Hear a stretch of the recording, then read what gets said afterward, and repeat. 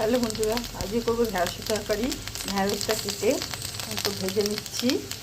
আর এদিকে আলু কেটে নিয়েছি, টমেটো নিয়েছি, একটু পেঁয়াজ নিয়ে নিয়েছি, এখানে আলু রসুন বেটে নিয়েছি। ঢ্যাঁড়সটা ভেজে নিয়েছি, এবার তুলে নেবো। কড়াইতে তেল দিয়ে দিয়েছি, একটুখানি জিরে ফোড়ন দিয়ে দিলাম, পেঁয়াজ দিয়ে ফোড়ন দিয়ে দিলাম, আলুগুলো দিয়ে দিচ্ছি কড়াতে। আলুগুলো দিয়ে দিলাম কড়াতে, আলুগুলো ভালো করে ভেজে নেবো। আলুটা ভাজা হয়েছে হচ্ছে, টমেটো দিয়ে দেবো।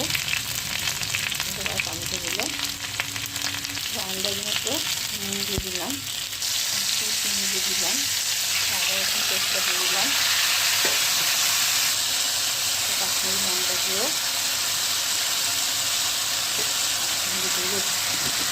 দিয়ে দিলাম। ভালো করে কষে নেবো মশলাটা। জল দিয়ে দেবো, আলুটা করতে হবে। হাঁড়িটা করতে দিয়ে দিলাম, দিয়ে এবার চাপা দিয়ে দেবো। সেদ্ধ হবে লো ফ্লেমে।